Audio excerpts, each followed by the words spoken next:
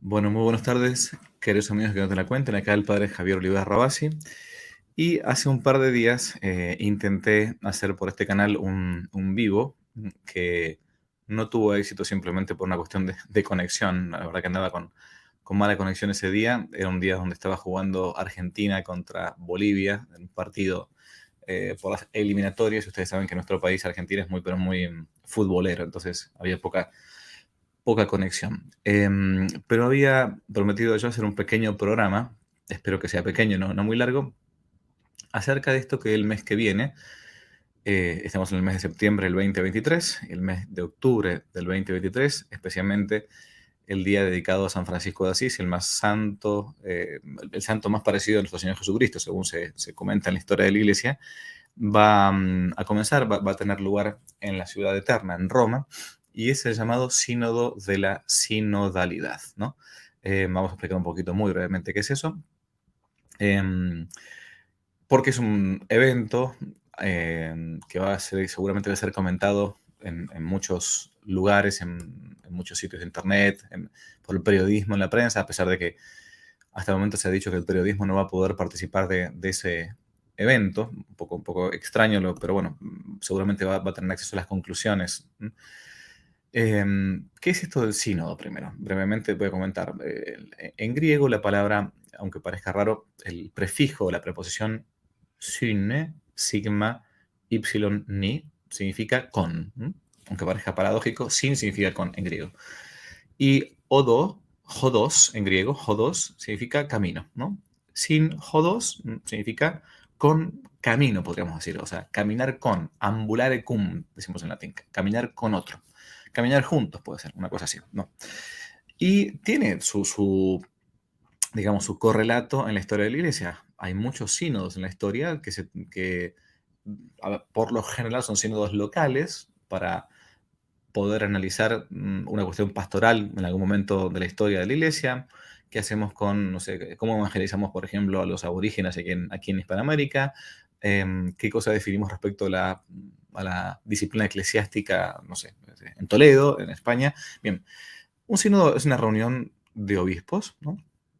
En este caso, el sínodo de la llamada sinodalidad, aunque parezca un poco raro, parece como si fuera, no sé, la iglesia de la eclesialidad o el matrimonio de la matrimonialidad. Bueno, en fin, un poco raro el título, lo admito, pero intenta hacer un proceso, esto es lo menos lo que oficialmente se nos dice, para analizar cómo llevar adelante la iglesia. Especialmente se habla mucho de lo que es la conversión eclesial, una cierta conversión, una conversión hacia, hacia una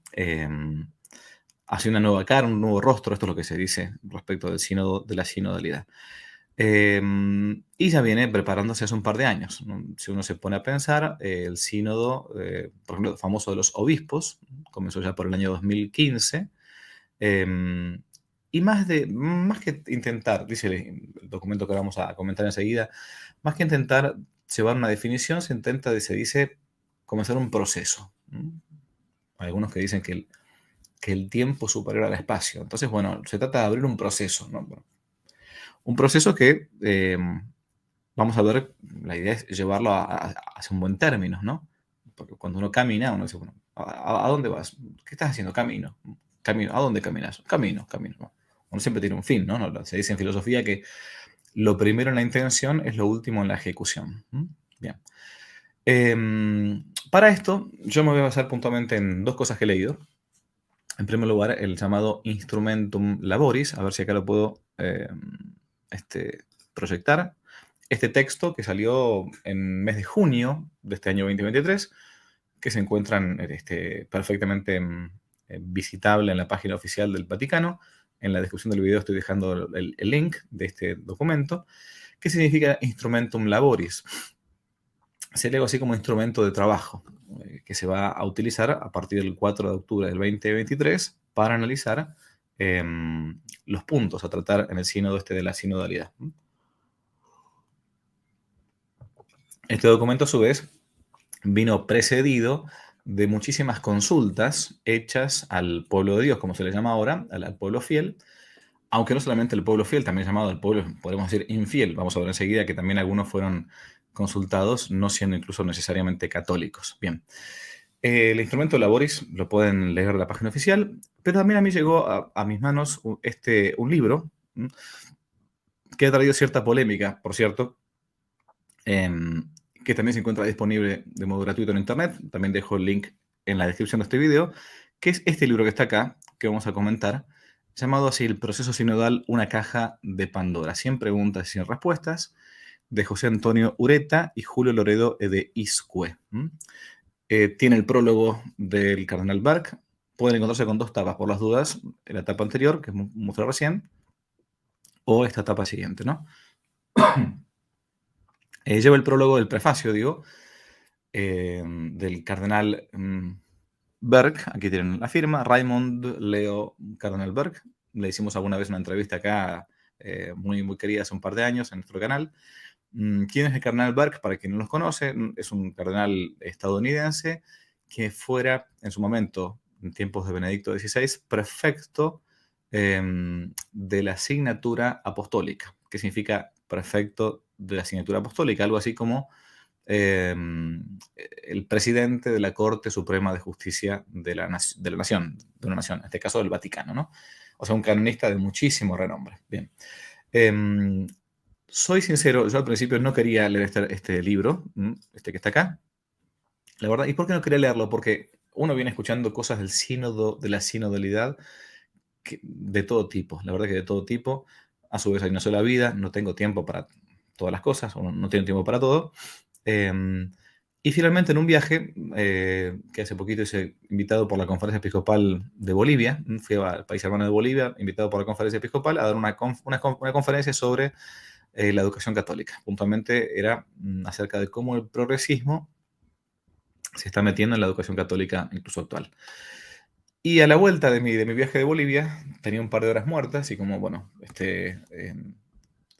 quería matar esas horas muertas. No tengo tengo otros vicios, pero no la pereza, aunque a veces me siento perezoso. Dije, bueno, voy a leer este libro. ¿Y por qué digo que estaba un poco reticente al momento de leerlo? Porque me parecía que iba a ser un libro más que iba a criticar a la iglesia simplemente, que iba a ser poco fundado, em, que iba a ser puramente para ver las escandalosas cosas que suceden, que uno no es como el avestruz que pone la cabeza bajo tierra. Pero la verdad es que me equivoqué. Estaba con mucho prejuicio. Me puse a leer el texto. Conocía a Julio Loredo de Iscue, a quien había entrevistado en este canal. Tiene un libro excelente, excelente sobre la teología de la liberación. Se llama La teología de la liberación, un salvavidas para los pobres, ¿no?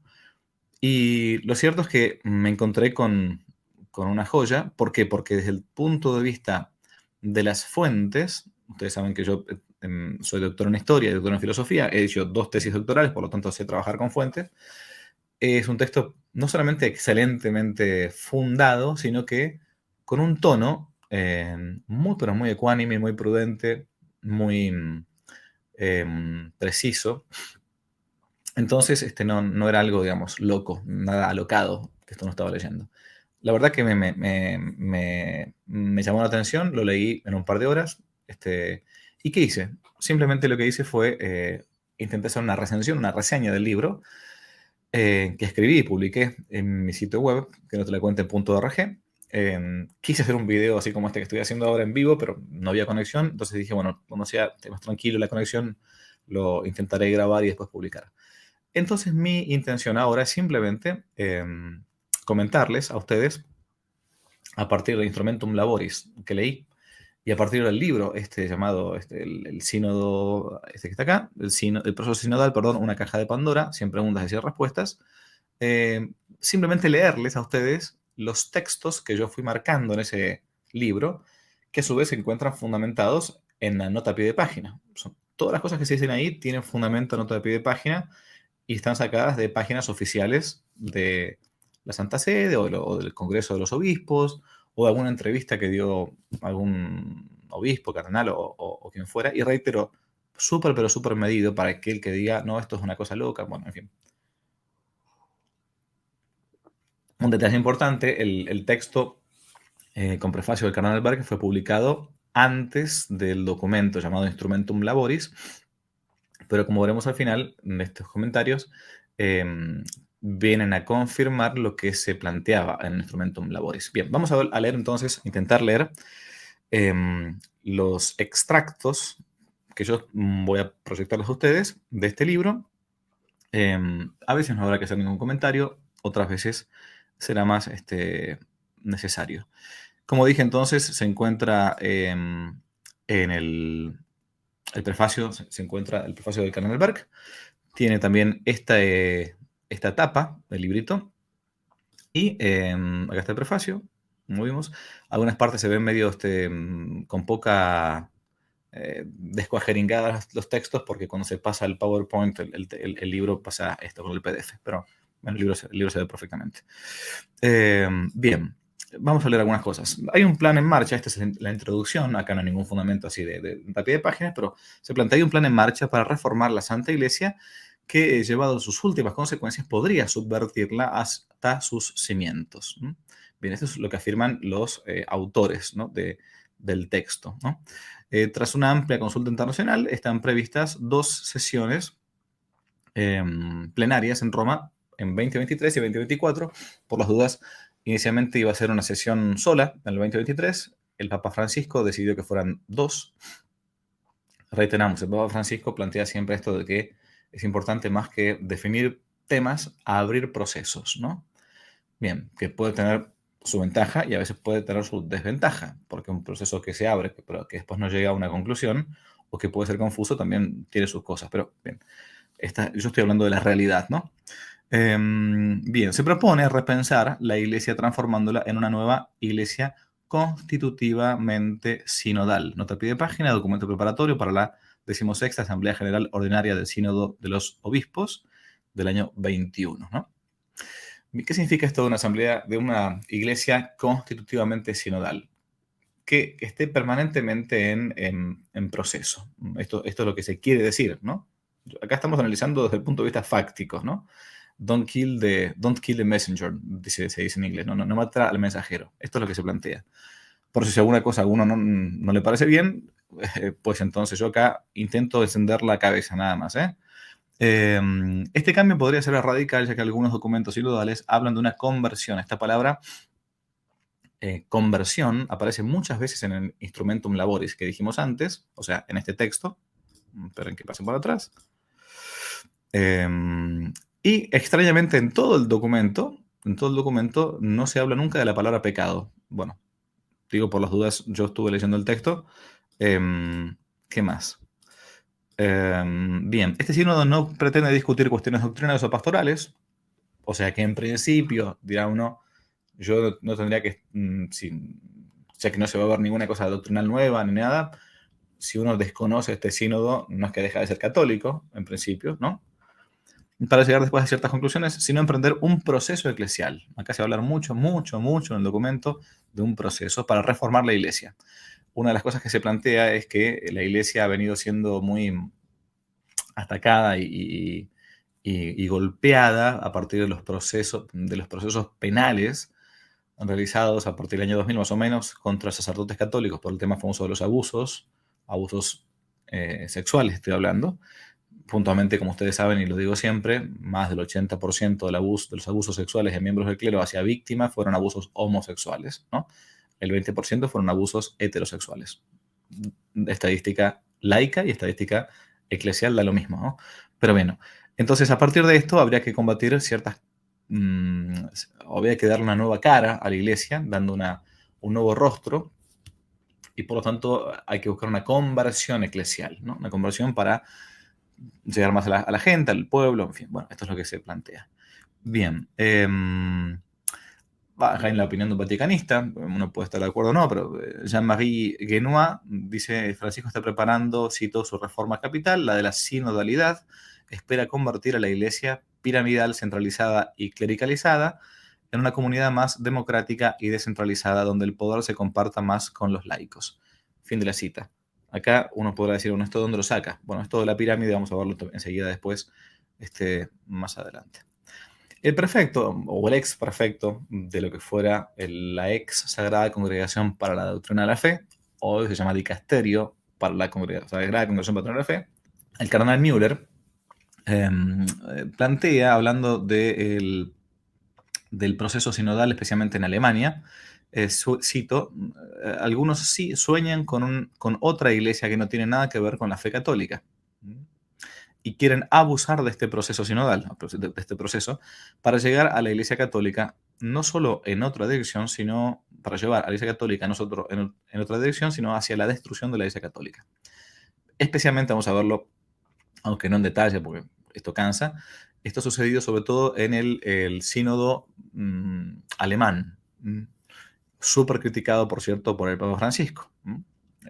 Incluso amonestado por el Papa Francisco para que cambien el planteo, se conviertan a la fe católica. Bueno, evidentemente, como ustedes sabrán, los alemanes están bastante radicalizados, quizás por su cercanía con el mundo protestante, pero no le han hecho caso al Papa ni a los cardenales que los han amonestado y están planteando cualquier pero disparate, desde la ordenación sacerdotal de mujeres, que es un tema ya definido por la Iglesia desde siglos y una cuestión bíblica, hasta la bendición de parejas de personas de mismo sexo, homosexuales puntualmente. Bien, no dan marcha atrás, al contrario, aceleran, como dice el refrán, el movimiento se acelera hacia el final. Bien, ¿qué más dice? Hay un ejemplo, se plantea el ejemplo de una iglesia de Inglaterra, con un camino que ha fracasado. Bueno, vamos a los textos. Todavía seguimos acá en la introducción, ¿sí? Estos autores plantean que este proceso ya tuvo un correlato en la historia de la iglesia, con lo que se conoce como el conciliarismo. Por mucho que se presente como moderno y actualizado, el espíritu sinodal se nutre de viejos errores y herejías. Vamos a ver algunas que no significa que sean de la iglesia, sino que de algunos personajes de la iglesia que están planteando esto, ¿no? Ya a principios del siglo XV, con el pretexto de adaptar a la iglesia a la nueva mentalidad nacida del humanismo, surgió la corriente llamada conciliarista, que pretendía reducir el poder jerárquico del Papa en favor de una asamblea conciliar. La iglesia debía estructurarse como expresión de la voluntad de los fieles en sínodos locales, ¿no?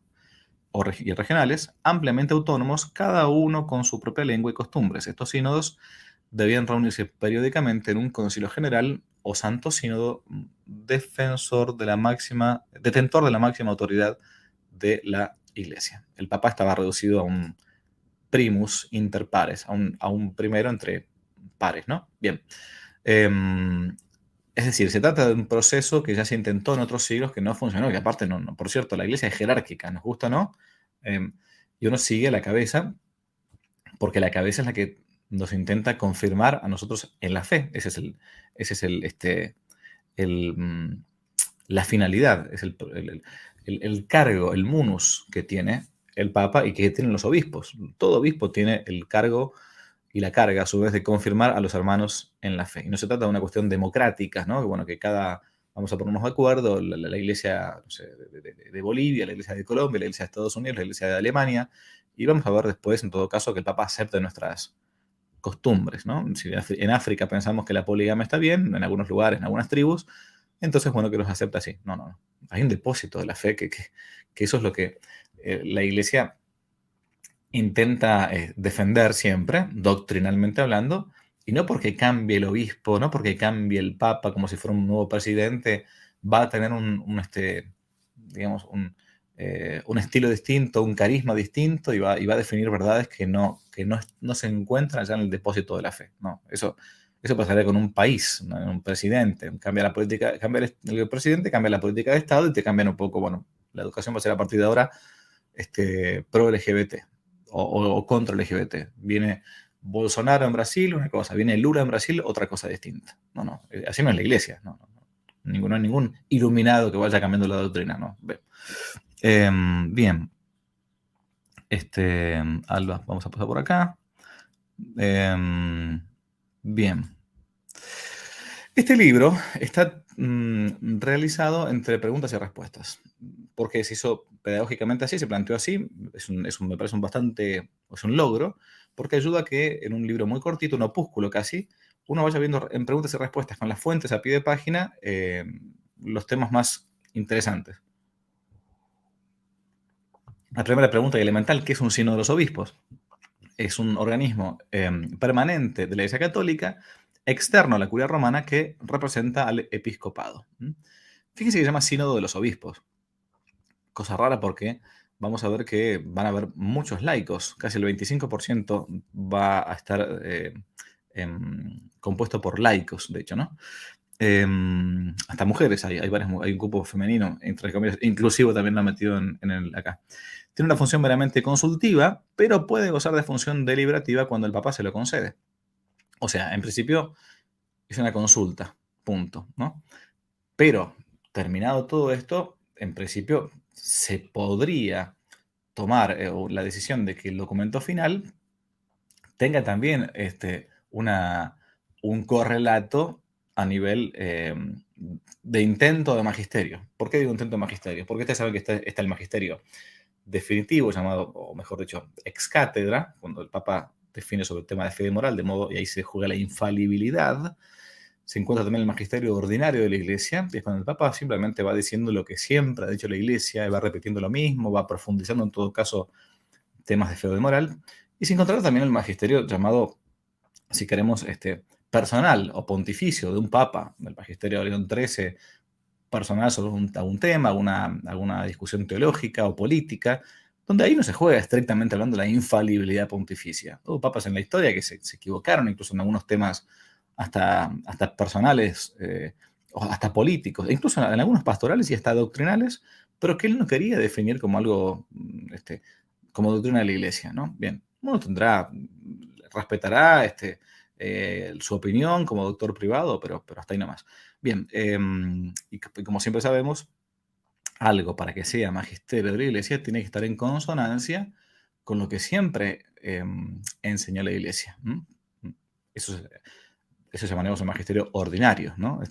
Si mañana viene pongámosle una hipótesis, si mañana viene en el año 2700, que si llegamos, viene un papa totalmente que se vuelve loco y a partir de ahí empieza a decir, bueno, a partir de ahí, de hoy, qué sé yo, no sé, robar está permitido. En cualquier circunstancia. O fornicar fuera o dentro del matrimonio con una mujer que no sea la tuya, con un varón o con otro varón, no es pecado, no es más pecado. Bueno, eso no es magisterio de la iglesia.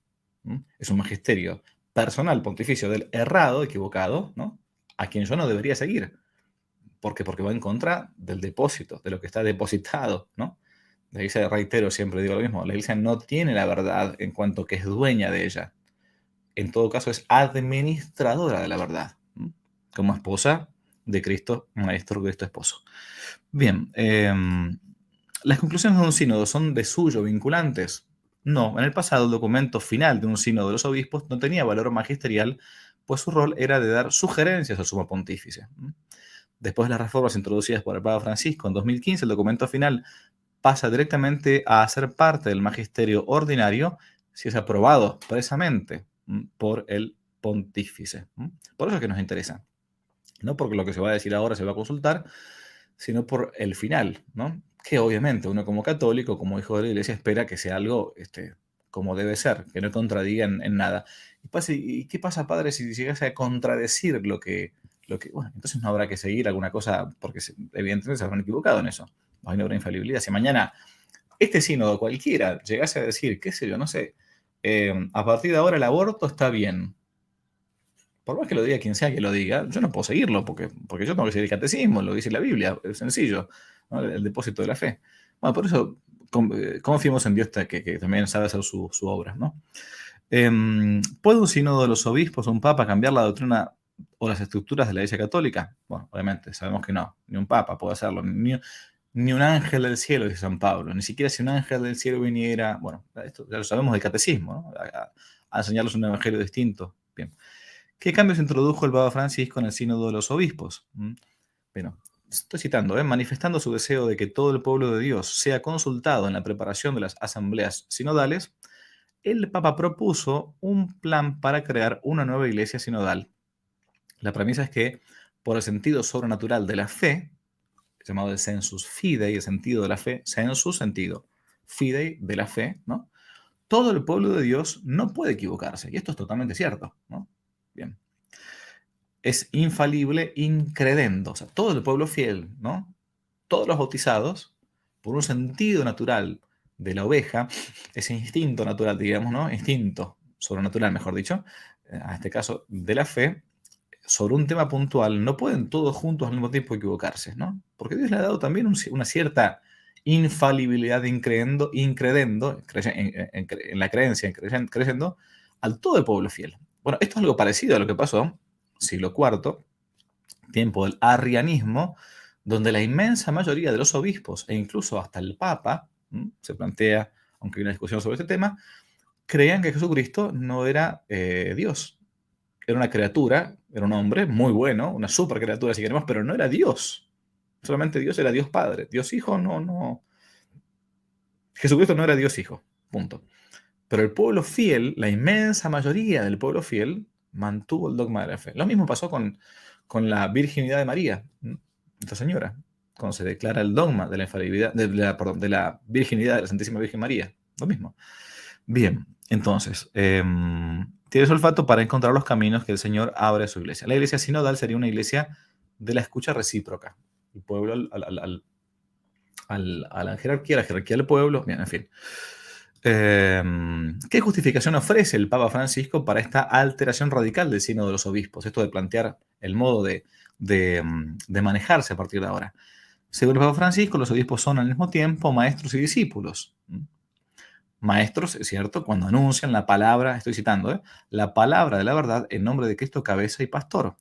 Pero también discípulos cuando, cito, sabiendo que el Espíritu ha sido dado a todo bautizado, se ponen en escucha de la voz de Cristo que habla a través de todo el pueblo de Dios, haciéndolo infalible, incredendo. Bien, o sea, si todo el pueblo de Dios está de acuerdo sobre un punto y se ha creído siempre igual, aquello que San Vicente de Lerins, San Vicente de Lerins decía, que es la tradición de la iglesia, aquello que fue creído siempre, en todo lugar y por todos. Siempre, o sea, siempre se creyó que la Virgen María era virgen antes, durante y después del parto. En todo lugar, tanto en Francia como en América, tanto en China como, bueno, y por todos, no por un par de trasnochados que decían algo, no, por todo el pueblo fiel. Bien, ahí está la infalibilidad incredendo, ¿no? ¿Qué es la fe del pueblo fiel, la fe del pueblo sencillo, ¿no? Que es la fe del pueblo que todavía sigue creyendo a Jesucristo, como decía Rubén Darío, y hablando en español, en Hispanoamérica, por ejemplo, decía eso el poeta nicaragüense. Esa fe sencilla que hace que la gente, que aun cuando no vaya necesariamente a misa ni sea practicante, siga creyendo en las verdades de la fe. A pesar de lo que algún cura trasnochado le llegase a explicar en su homilía el domingo, después de haber leído a Ranner o a Delubac o a Congar o todos estos teólogos, entre comillas, de avanzada del siglo XX. Bien, sínodo sobre la sinodalidad. El tema escogido es por una iglesia sinodal, comunión, participación y misión. Se trata, según el Papa, de caminar juntos, sin jodos. Bien, caminar juntos, ¿no? Pastores, laicos, obispos de Roma, en fin, etc. La mayor dificultad que hay que superar, y acá se va a citar mucho, incluso en el documento oficial, digo, ese clericalismo que separa al sacerdote, al obispo, del pueblo. Se habla mucho de que supuestamente hay un gran clericalismo, ¿no? Entonces, ¿qué se entiende por clericalismo? Supongo yo, especie de autoritarismo del sacerdote, que a veces no escucha a la gente, puede ser, ¿cierto? También es verdad que ese sacerdote que tiene ese munus regendi con G, la carga de regir, de mandar, ¿no? De pastorear al pueblo de Dios.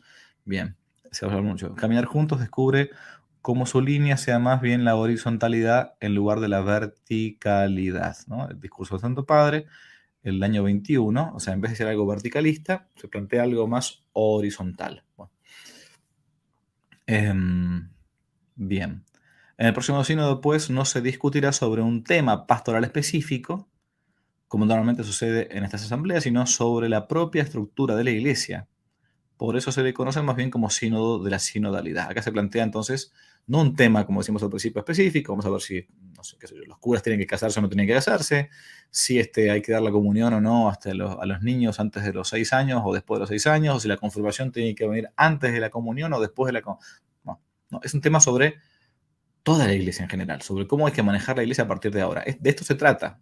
Estoy hablando de los textos concretos, ¿no? ¿Desea llegar a este sínodo a ciertas conclusiones o iniciar un proceso? Esto es súper importante. Bien. A diferencia de otros sínodos generales, este sínodo sobre la sinodalidad no pretende discutir cuestiones doctrinales o pastorales, ya lo dijimos antes, sino emprender un proceso de reforma de la iglesia, abrir un camino. El documento preparatorio para el sínodo propone emprender, cita, un proceso eclesial participado e inclusivo. Ese término proceso aparece un montón de veces, Un montón de veces, ¿no? Iniciar procesos y no ocupar espacios. Es una frase famosa que se ha dicho mucho últimamente. Bien, ¿qué implicancias tiene o tendrá la sinodalidad en la vida de la iglesia? Esa escucha de toda la comunidad implica en una reformulación de la autoridad dentro de la iglesia, según el Papa Francisco. Habría que, y acá cito, ¿no?, invertir la estructura jerárquica de la iglesia. Esto es discurso de Santo Padre, conmemoración del aniversario de la institución, bueno, en fin, del Sínodo de los Obispos. En esta iglesia como en una pirámide invertida. ¿Ves estar así? Donde en la cúspide está el Papa y los fieles abajo, una pirámide invertida. La cima se encuentra por debajo de la base. Bien. Bien. Al invertir la pirámide, la analogía de Francisco reformula la autoridad como dependiente de la recepción, escuchar y apartar a los demás dentro de la iglesia. Esto dice el cardenal Grech, ¿no?, secretario del sínodo, de la sinodalidad. Bien. Existe un sentido tradicional de escucha hacia el pueblo fiel, de los fieles por parte de los pastores, se pregunta el libro. Si no cabe duda que un buen pastor tiene el deber de inclinarse sobre sus ovejas para escuchar, ¿no?, y comprender su situación espiritual y sus aspiraciones. Pero la escucha, entre comillas, tiene hoy un sentido diferente, muy diferente, que es la obligación de colocarse en sintonía con las ovejas. El criterio de evaluación deja de ser la verdad revelada y la rectitud de la conciencia y pasa a ser la acogida a las aspiraciones de los fieles. O sea, está muy bien escuchar a los fieles, está perfecto, no hay quien dice lo contrario. Pero sabemos que los fieles no siempre son fieles. ¿Qué quiere decir esto? Que los fieles no siempre, yo también soy un fiel. Los fieles no siempre somos fieles a Jesucristo, ni a la iglesia, ni a los mandamientos, ni a los sacramentos, ni al credo. ¿Estamos de acuerdo? Entonces, como obispo, como sacerdote, como papa, quien sea, uno tiene también el deber, la carga, la obligación de enseñar lo que ha recibido, ¿no?, de transmitir la fe verdadera. Si mañana un fiel viene y me dice que en vez de 3 personas de la Santísima Trinidad hay 4, porque así lo sintió, ¿no?, o si mañana viene un fiel y dice, no sé, o viene un fiel cura también y dice otra cosa, bueno, un momentito, yo te voy a escuchar, pero que yo te escucho no significa que no te corrija. En fin. Bien. La Iglesia Católica siempre partió del lado opuesto, dicen los autores, tomando como fundamento primero las verdades de la fe, conocidas a través de la revelación contenida en la Biblia y en la tradición de la Iglesia, las aplicaba a la vida concreta según las circunstancias de tiempo y lugar para iluminar y guiar a los hombres hacia la salvación eterna. La tendencia del sínodo sobre la sinodalidad es hacer al revés, es decir, partir desde la situación concreta para elaborar una pastoral y una disciplina que se adapten a ella. Tal método presupone una concepción historicista, dicen los autores, que no parte de la verdad revelada, es cierto, sino de una situación histórica concreta a la que la Iglesia debería adaptarse. En términos hegelianos, podemos decir que parte del espíritu de la historia, ¿no?, del espíritu de este tiempo, ¿no? Claro, no es que acá están las verdades reveladas, esto es lo que nos enseñó siempre la Iglesia, y por lo tanto tenemos que ver cómo adaptamos ese mensaje, ese mismo mensaje que no cambia, ¿no?, a la verdad concreta. Ejemplo. ¿Cómo hago yo para, soy sacerdote, pongámosle jesuita, pongámosle, o mercedario, no importa, lo mismo, dominico, vengo a Hispanoamérica, siglo XVI, 1500, me encuentro con los indios, que son caníbales, que son polígamos, que hacen sacrificios humanos, ¿no? ¿Cómo hago entonces yo para enseñarle que eso está mal? No puedo decir, bueno, miren, ¿saben qué? Está bien este tema del canibalismo, pero mejor ustedes coman con menos sal, porque la sal hace mal, ¿no? Mire, a mí me gustaría que ustedes fueran meramente monogámicos, o sea, la monogamia, o que no sean incestuosos. Pero bueno, a menos si lo van a hacer, si ustedes quieren hacerlo, mejor dicho, eh, traten bien a sus mujeres, a sus hijas, ¿no? No, un momentito, ¿no? Este, en- la iglesia siempre ha intentado enseñar lo que ha recibido, no lo que quiere inventar, ni justificar a la oveja lo que la oveja quiere escuchar, ¿no? Bien, ¿qué justificación teológica es dada para la necesidad de esta escucha? Porque ustedes saben que muchas parroquias, bueno, muchas no, pocas quizás, vamos a ver enseguida el porcentaje, se han hecho consultas. Bueno, a ver, ustedes qué opinan? ¿Cuáles son los temas que hay que tratar en el sínodo? Bueno, ¿no? ¿Qué justificación teológica es dada para la necesidad de la escucha?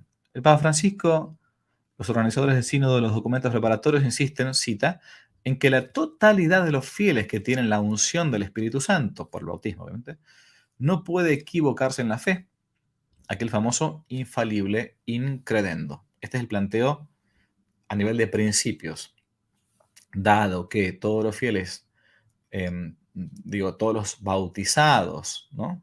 Bautizados, quiero decir en esto, aunque vamos a ver que incluso se ha consultado gente ni siquiera bautizada, ni siquiera los bautizados tenemos al Espíritu Santo, aunque no seamos fiel con él muchísimas veces, sino todo el tiempo haremos el bien, ¿no? Por ejemplo. Supuestamente no deberíamos equivocarnos. Bien, el tema acá va a estar de fondo en que no todo el mundo ha sido consultado, por cierto. ¿Cómo saber entonces cuando las creencias de los fieles son realmente infalibles? La pregunta de los autores. El único método seguro, respuesta, es aplicar la regla de San Vicente de Lerins, la que decimos antes. Es infalible aquello que fue creído siempre, en todo lugar y por todos. Quod semper, quod ubique, quod ab omnibus. ¿No? O sea, la doctrina tradicional de la Iglesia. El sensus fidei fidelium, el sentido de la fe de los fieles, ¿no? No es lo que puedan pensar los laicos y los sacerdotes en un momento dado, ¿no? Sino el consenso entre los obispos y hasta el último de los fieles en todo el mundo a lo largo de los siglos. Acá, esto lo explica, bueno, un autor, acá no entramos acá. Es cierto que los promotores del sínodo insisten en que se preste especial atención a la voz de las minorías marginadas. Esto se encuentra también en Instrumentum Laboris, ¿no? Que dijimos que contamos al principio. Bien. El Vademecum, hay un Vademecum acerca del tema del sínodo, insiste que, cito, es importante que hagamos todo lo posible por escuchar las voces de todos, especialmente de los marginados. ¿Mm? Y está muy bien escuchar las voces de los marginados. O sea, aquellos que se sienten marginados, o se autoperciben marginados, como fuera de la iglesia. Podrá escucharlos, pero reitero, uno no va a escuchar a alguien que se siente fuera de la iglesia para decir, bueno, perfecto, a partir de ahora te aceptamos. Esto es muy parecido a un club. Mira, estas son las reglas del club. Yo soy de Boca Juniors, por ejemplo. No soy socio de Boca, pero si quisiera ser socio de Boca Juniors, me dirían, mire, padre, usted tiene que pagar una cuota, si va a venir vestido, tiene que venir vestido con la camiseta de azul, amarilla azul, es la camiseta de Boca Juniors, tiene que, no sé, si viene y paga un platea o popular, va a sentarse por este lado. Estas son las reglas del club, digamos, ¿no? Yo no puedo decir, bueno, a partir de ahora yo creo que el club sea como sea. Bueno, ármese un club aparte si quiere usted. Y punto, ¿no? Bien. Las respuestas no deberían solo subrayar las experiencias positivas, ¿no? Em, Sino también sacar a la luz las experiencias desafiantes y negativas. De hecho, a veces la perspectiva de lo que podremos llamar una aportación minoritaria puede constituir un testimonio profético de lo que Dios quiere decirle a la iglesia. Bueno, esto se encontraba en este Vademecum, ¿sí? Este, ¿Cuáles serían estas experiencias desafiantes, ¿no? Y negativas, cuyo testimonio profético, entre comillas, fue recogido en las consultas diocesanas? En todas las diócesis del mundo, supuestamente, se hacen estas consultas. Bien. El documento de trabajo, perdón, para la etapa continental del sínodo enumera algunas. Por ejemplo, entre los que piden un diálogo más incisivo y un espacio más acogedor, encontramos a quienes por diversas razones sienten una tensión entre la pertenencia a la Iglesia y sus propias relaciones afectivas. Por ejemplo, acá están los marginados, digamos, los divorciados vueltos a casar, los padres y madres solteros, las personas que viven en un matrimonio polígamo, las personas LGBTQ. Claro, ¿qué quiere decir esto? Que supuestamente aquellos que se sienten marginados, o sea, bautizados, pero se casaron por segunda vez, tienen tendencias homosexuales que no viven en castidad, sino quieren vivirla de modo activo, sexualmente hablando, o, bueno, estoy casado, pero tengo a su vez 5 mujeres o 5 varones, ¿no? Poligamia, poliandría, ¿no? En fin. Bueno, yo quiero que me acepten como soy. ¿Por qué? Porque, bueno, yo soy así. Bueno, miren, usted ¿quiere ser socio de Boca o quiere ser socio de River? O sea, váyase a River, ¿no? En fin. Em, em, bueno, se trataría entonces, por lo tanto, de incluir en la Iglesia estas minorías, como dice el documento, marginadas. Esto se ha reflejado en las consultas a nivel continental. Sí, casi todos los documentos conclusivos de las etapas continentales del camino sinodal, llamadas síntesis continentales, mencionan explícitamente que tuvieron especial cuidado de consultar a estas minorías marginadas. Por ejemplo, leemos en la síntesis norteamericana, cito, en la Asamblea Continental, como en nuestros informes nacionales, hubo un profundo deseo de mayor inclusión y acogida dentro de la Iglesia. Bien. Inclusión en mujeres, jóvenes inmigrantes, minorías radicales o lingüísticas, personas LGBTQ+, personas divorciadas que se han vuelto a casar sin una anulación, y aquellos que con diversos grados de habilidades físicas y mentales. O sea, fueron consultados estas minorías, todas estas minorías. ¿Qué opinan ustedes? ¿Están de acuerdo con que la Iglesia les diga que porque ustedes están viviendo una vida afectiva, sexual activa, ¿no? En su grado homosexual, no los deje comulgar o no los quiera bendecir, ¿no?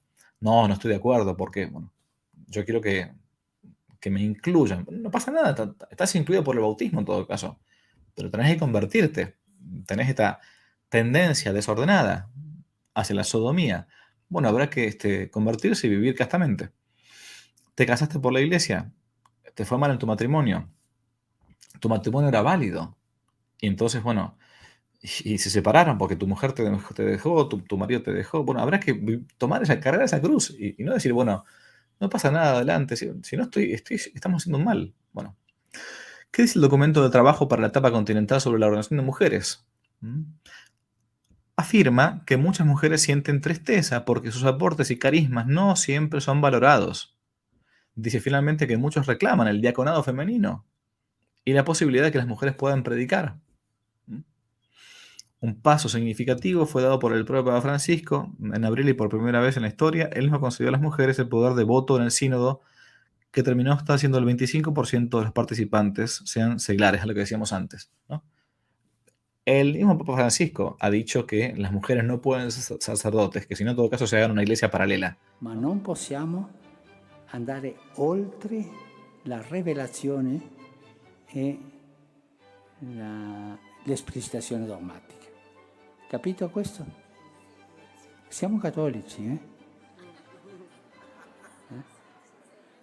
Se qualcuno vuole fare un'altra chiesa è libero.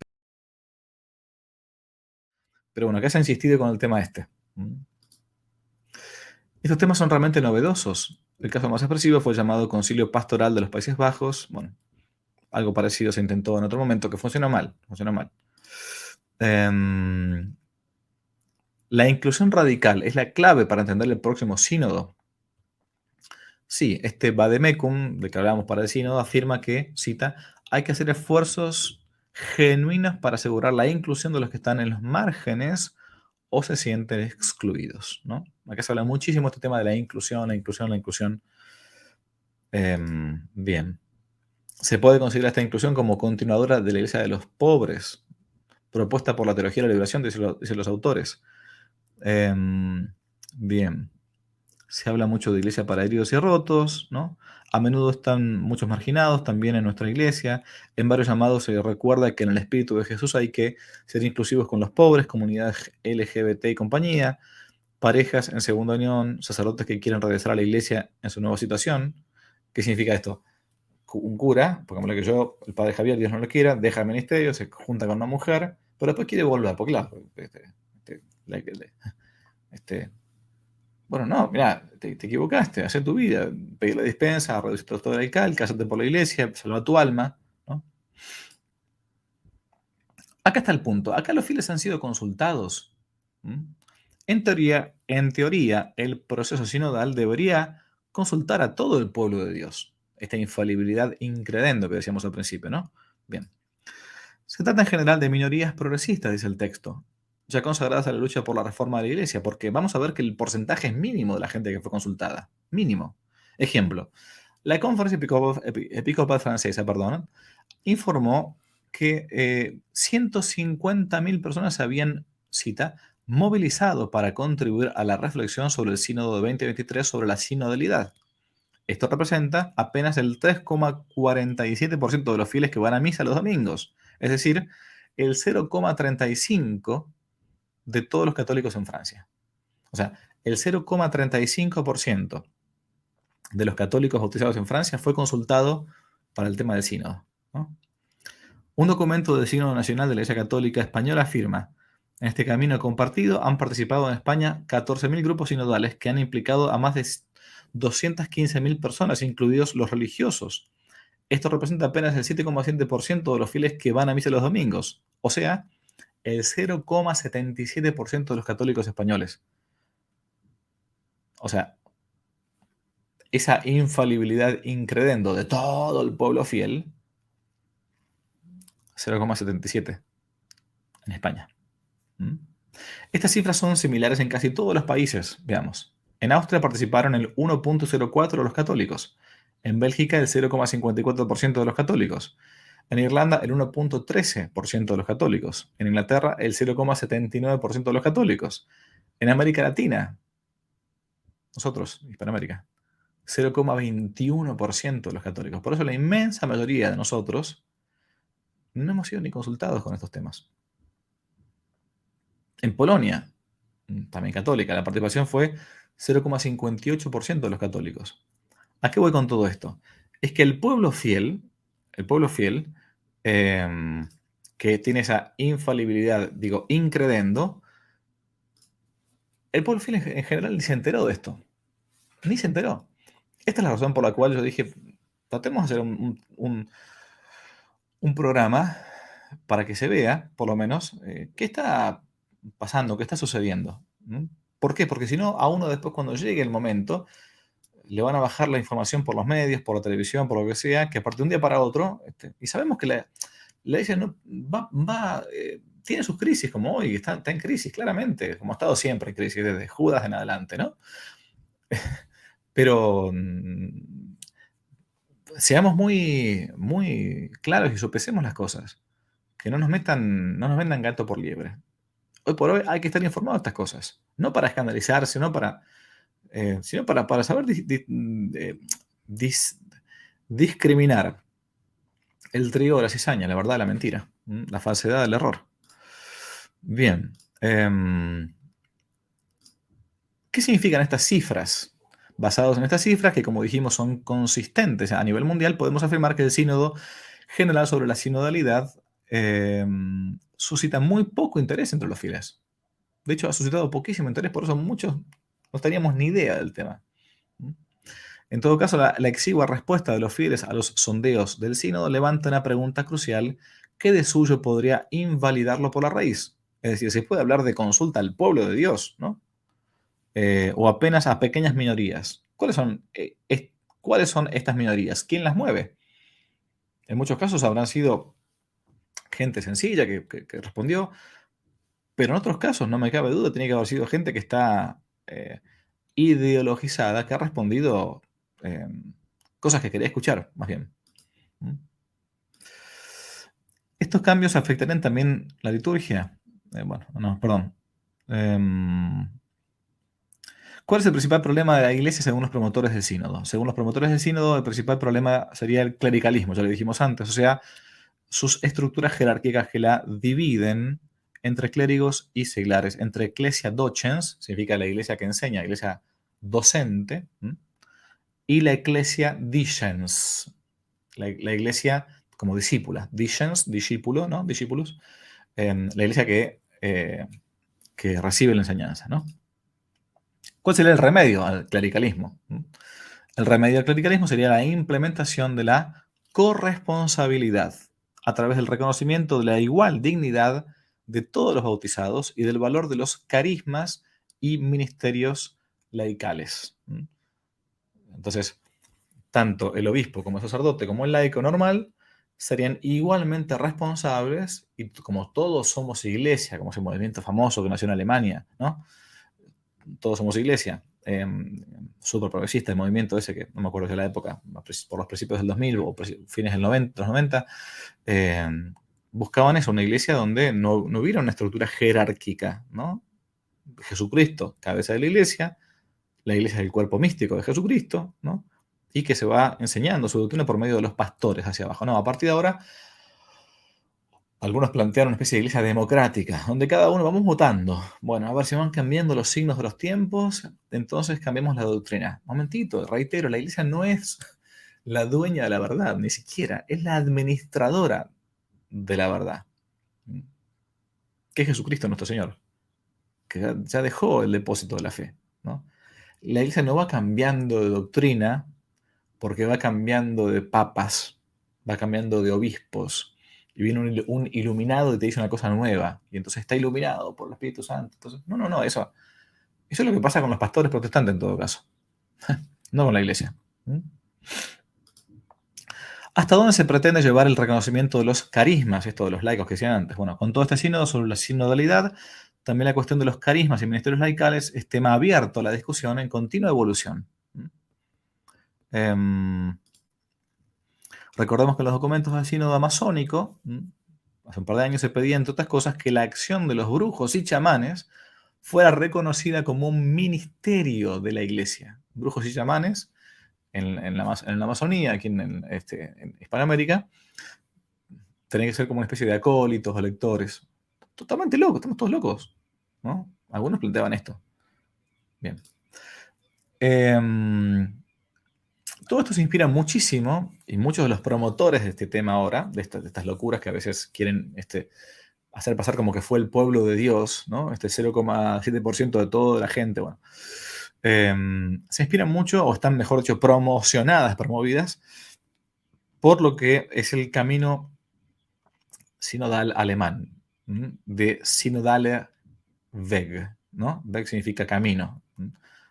Los promotores, como los que están empujando, parece el carro de estas cosas nuevas, son los alemanes, que ya sabemos cómo ha terminado, cómo están dando el camino sinodal en Alemania, en un cisma real, no le están haciendo caso ni siquiera al Papa en estos temas, ¿no? No tiene una forma definida, sino que se presenta como un proceso, también el camino sinodal, que cambia a lo largo del camino. El sitio oficial del Beck, el camino alemán, quiero decir, el sínodo en Alemania, que ya tiene algunos años, dice, el camino sinodal no tiene una forma definida por el derecho canónico, sino que es sui generis, ¿no?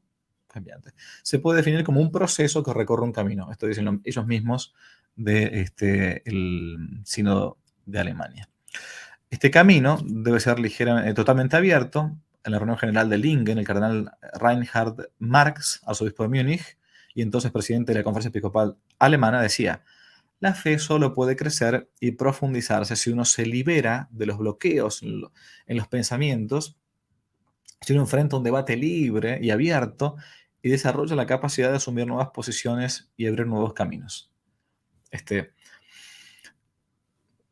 Bien. La virtud teologal de la fe, aquello que creemos porque Dios lo ha revelado, aquellas verdades que Dios ha revelado porque Dios las ha revelado, por eso las creemos, en cuanto que es virtud teologal, ¿no? Viene dada de arriba. Por eso el contenido de la fe no va cambiando, por más que yo lo profundice. Yo podré profundizar. A ver, esto era un café, se terminó. Yo no puedo estudiar más, a ver cómo es la constitución de un café, ¿no? la cosa, de la esencia de la cosa. Pero no porque yo estudie y porque me empeñe en analizar cómo es el café, voy a cambiar el café. O sea, el café sigue siendo el mismo. El contenido del café es el mismo. Yo podré entender mejor o peor. Bien. El camino sinodal alemán, en el que se inspiran muchos, o en el cual muchos quieren inspirarse para este tema de la sinodalidad actual, se distingue del sínodo universal. Formalmente sí, responden, en el sentido en que es un proceso de la Iglesia en Alemania, autónomo y paralelo al proceso sinodal universal. En realidad, el camino sinodal alemán, el Weg, camino, es considerado en las intenciones declaradas de sus principales protagonistas, como veremos más adelante, casi como una locomotora que moverá a los vagones en el proceso sinodal mundial inaugurado en el 2015, ¿no?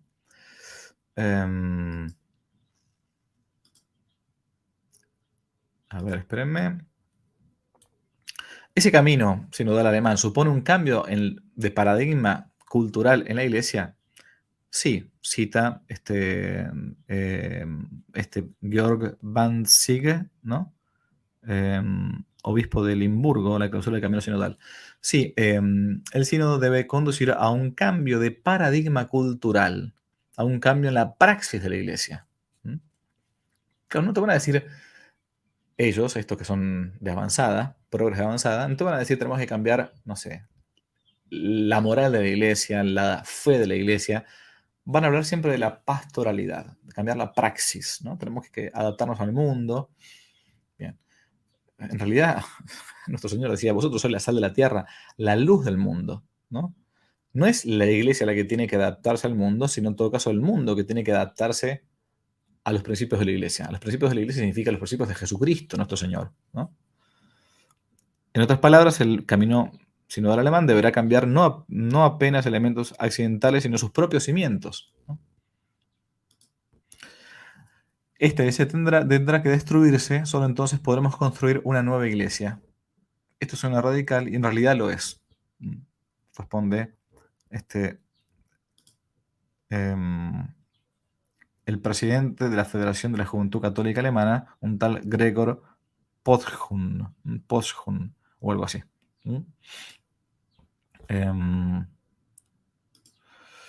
¿Qué soluciones propone el camino sinodal alemán, que está como una locomotora, dicen algunos acá, para superar el clericalismo, ¿no?, imperante en la Iglesia, cambiando su estructura jerárquica y su moral? Los promotores proponen: 1. La participación de los laicos en el nombramiento de obispos y una democratización de las estructuras de la Iglesia. 2. La superación de la obligación del celibato para los sacerdotes. 3.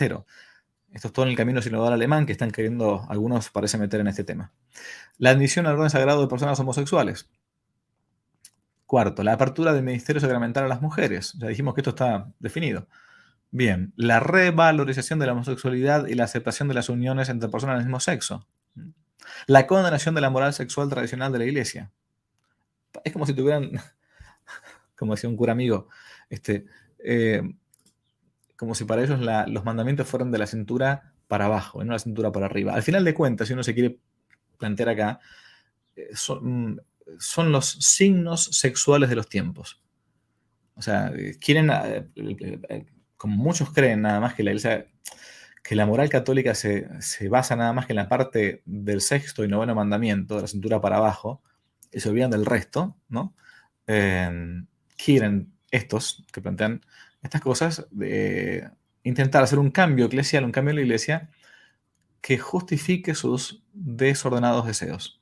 Esto se encuentra en la carta del apóstol San Pablo a los Romanos, capítulo 1, si no me equivoco, por ahí versículo 28, que dice San Pablo con mucha ironía, que porque no reconocieron a Dios, viendo la creación, Dios los abandonó a sus desordenados deseos, dice San Pablo en la carta de los Romanos. Entonces se juntó el hombre con el hombre, mujer con mujer, ¿no? Y ahora quieren justificar, o sea, como se alejaron de Dios, como no reconocen a Dios, al Dios verdadero, bueno, Dios les abandonó sus pasiones más desordenadas y antinaturales, por cierto, ¿no? Y ahora quieren justificarlos. Bueno,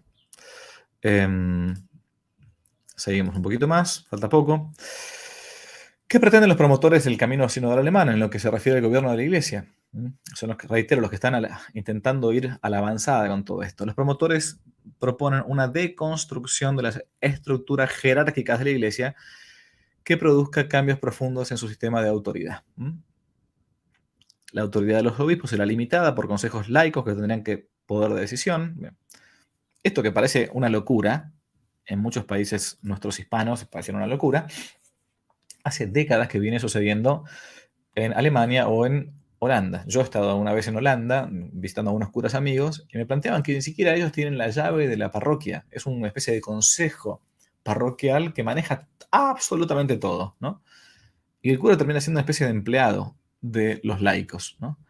Que si esos laicos, por cierto, fueran católicos, practicantes, virtuosos, santos, buenos, prudentes, buenísimo, yo me someto a cualquier laico, no tengo drama, pero muchas veces pasa que no es así tampoco. Entonces, bueno, de vuelta, el cambio de figura. La pirámide debe ser invertida ahora. Las bases arriba, la autoridad abajo. Bien. ¿Hubo consenso para la formación de un consejo? Perdón, los promotores, cada vez profundos. Bien. El instrumento para la participación de los laicos serán los consejos llamados consejos sinodales a nivel nacional, diocesano y parroquial. Bien. No hubo consenso para esta formación. Algunos obispos se opusieron. Esta especie de parlamentarismo que se introduciría en la Iglesia hasta escandalizó, ni más ni menos que al propio cardenal Casper, que no puede ser tildado de un conservador, ni mucho menos, todo lo contrario, diciendo así Casper: los sínodos no pueden convertirse en instituciones permanentes. La tradición de la Iglesia no conoce un gobierno eclesiástico sinodal, ¿no? Un Consejo Supremo Sinodal, tal y como se plantea ahora, no tiene ninguna base en toda la historia de la constitución de la Iglesia. No sería una renovación, sino una innovación sin precedentes. El cardenal Casper está diciendo esto, ¿no? O sea, estamos citando ni más ni menos que al cardenal Casper, ¿no? Donde en un intervalo lúcido quizás dijo esto. Bien. Respecto a este tema, el Papa Francisco ni más ni menos dijo lo siguiente: el Consejo Sinodal constituiría una nueva estructura de gobierno de la Iglesia en Alemania que parece colocarse por encima de la autoridad de la Conferencia Episcopal Alemana, llegando de facto a reemplazarla. Queremos aclarar que ni el camino sinodal, ni ningún organismo por él establecido, ni ninguna conferencia episcopal tienen competencia para constituir el Consejo Sinodal a nivel nacional, diocesano o parroquial. Esto les decía en una carta del Papa Francisco a los obispos de Alemania, que no le hicieron caso en su inmensa mayoría. Siguen adelante, estos tipos no tienen problemas. Bien. ¿Cómo se relaciona el tema del problema de la oración de las mujeres con la temática del sínodo? Porque, reitero, muchas de estas cosas que se encuentran en el sínodo alemán han sido planteadas para este sínodo de la sinodalidad y van a salir. Por eso los autores tocan estos temas. Las mujeres serían una de esas minorías marginadas, claro, por la Iglesia, que se trataría de incluir en la vida de la Iglesia. Para esto deberían poder acceder al orden, al sacramento del orden, ¿no? A todos los niveles de autoridad y sacramento del orden. Esperamos que la Iglesia manifieste con claridad cómo pueden imaginar a las mujeres como diáconos o como sacerdotes, basado en los argumentos teológicos discutidos en el foro sinodal. Bueno, en fin, esto es toda Alemania. Bien. Obviamente sabemos que el magisterio de la Iglesia no permite la ordenación de las mujeres, no porque se las quiera marginar, sino porque el orden sagrado en la Iglesia es de institución divina, no es de institución humana. Podrá ser una institución humana, qué sé yo, no sé, en la Iglesia, si un catequista puede ser una mujer, qué sé yo, no sé, si las vírgenes consagradas hacen los votos de pobreza, castidad, obediencia. ¿Cómo se relaciona el tema de los homosexuales con la temática del sínodo de la sinodalidad? Respuesta: los homosexuales y más ampliamente las personas LGBT serían otra de estas minorías marginadas que se trataría de incluir en la vida de la Iglesia. Esto también se encuentra en el documento, en Instrumento en Laboris, dentro de una visión más inclusiva, abierta, fraterna. Esperamos cambios hacia una Iglesia con equidad de género una propuesta para el sínodo, bien, dice una propuesta para el sínodo de las diócesis de Aquisgrán, ¿no? Para llevar adelante esta inclusión habría que cambiar, obviamente, la doctrina moral de la Iglesia. ¿Mm? ¿Qué significa entonces, dirá uno, incluir a los homosexuales, ¿no? Bien. Tal vez nadie, dicen los autores, haya afirmado esta tesis con más claridad que el cardenal Robert McElroy, arzobispo de San Diego, en Estados Unidos. En un artículo publicado en la revista jesuita América, afirmó que el sínodo debería, cita, incluir a aquellos que están divorciados y vueltos a casar sin una declaración de nulidad de la Iglesia, miembros de la comunidad LGBT y aquellos que están casados civilmente, pero no han estado casados por la Iglesia. Esta inclusión implicaría la recepción de la Sagrada Comunión por parte de personas que objetivamente viven en pecado público. Esto dice el cardenal McElroy.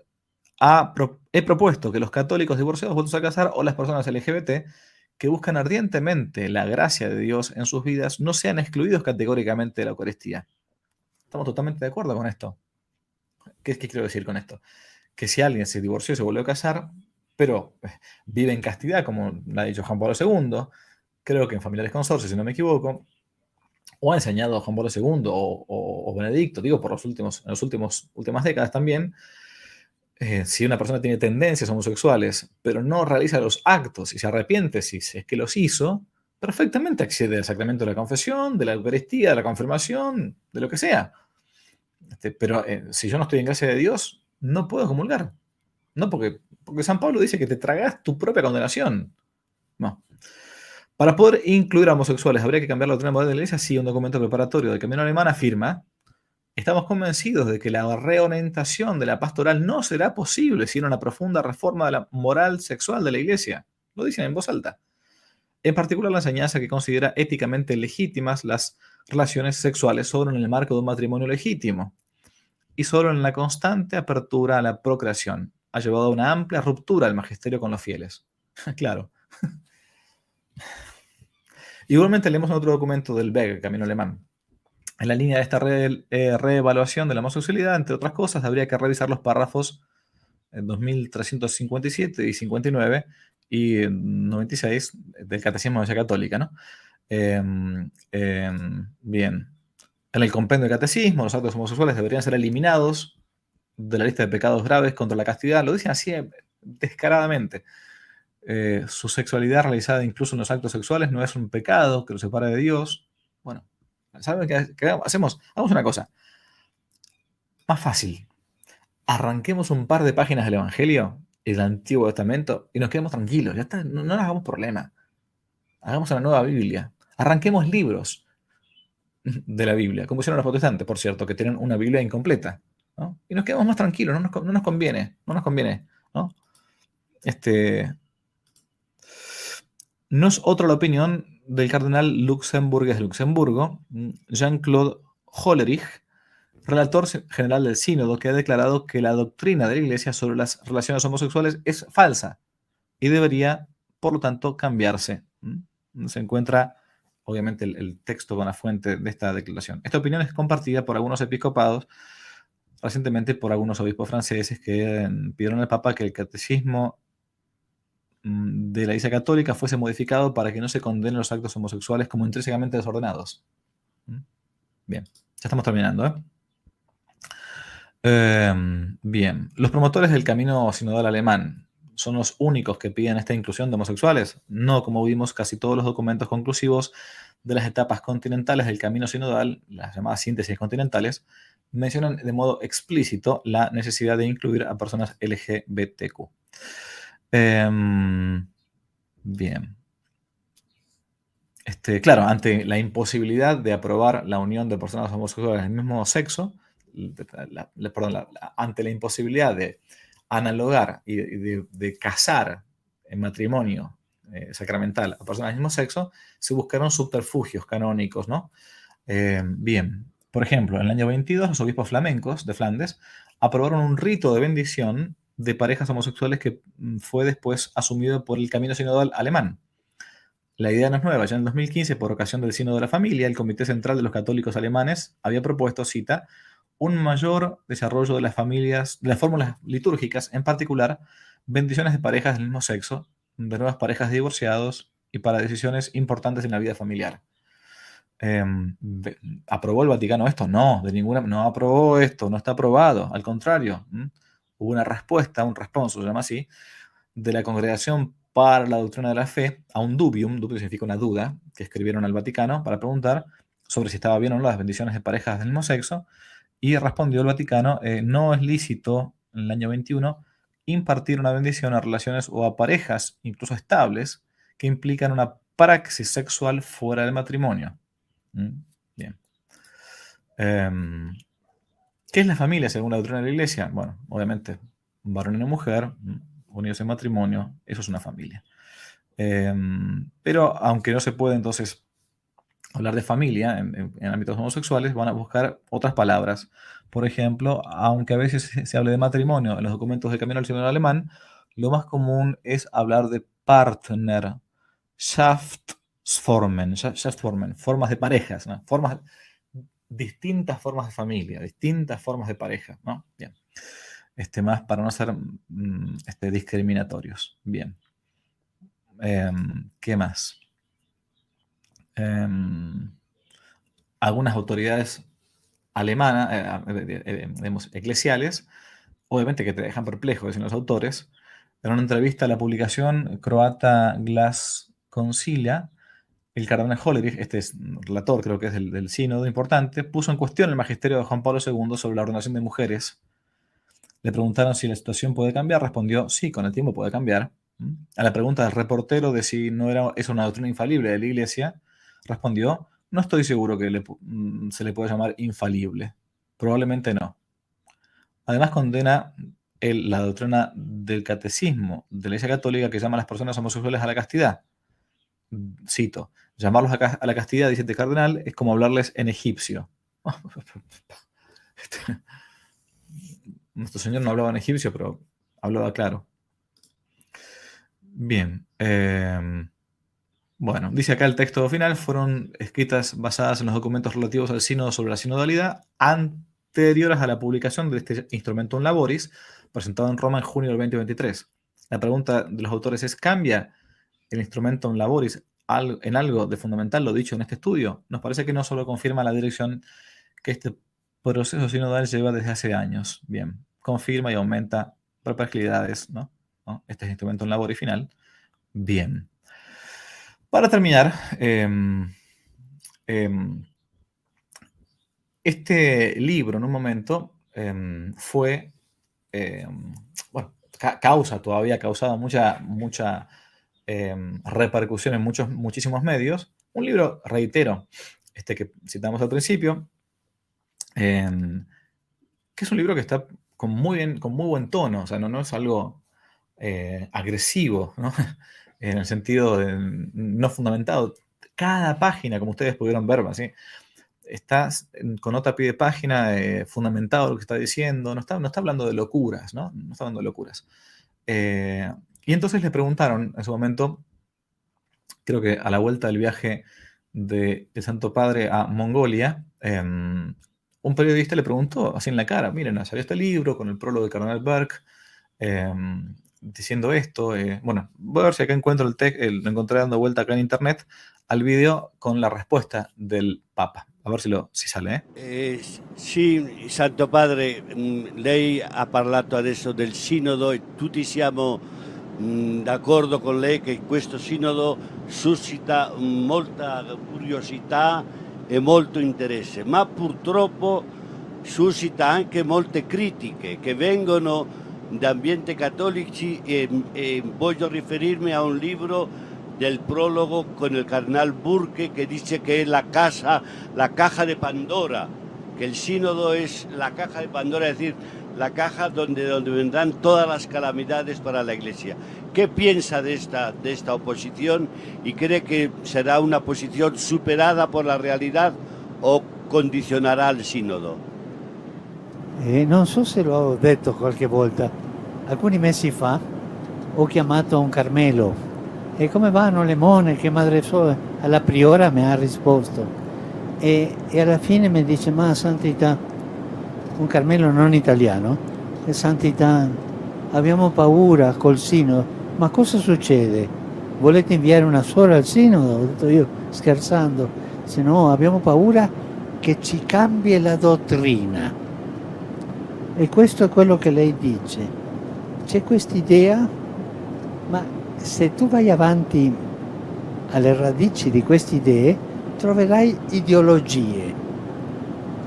Sempre quando nella Chiesa si vuol staccare il cammino di comunione, quello che stacca è sempre un'ideologia.